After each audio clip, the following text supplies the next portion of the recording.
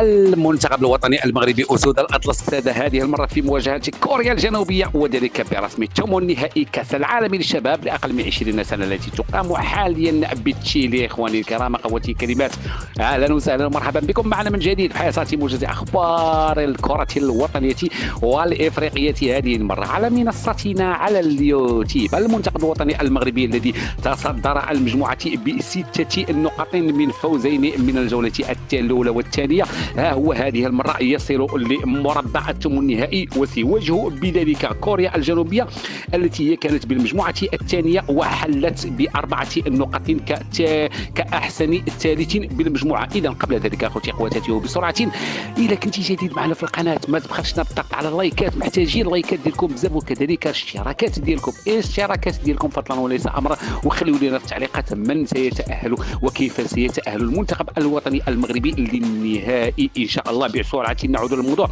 المنتخب الوطني المغربي إذن سيواجه كوريا الجنوبية الخميس بالليل إن شاء الله، ابتداء من 12 ديال الليل نهار الخميس مع 12 ديال الليل، وتنقل المقابلة على قنوات البي سبور اتش دي 6 وكذلك على الرياضية TNT اتش دي 2. لم يبقى لي إلا أن أشكركم على وفائكم، دمتم في رعاية الله وحفظه، إلى اللقاء.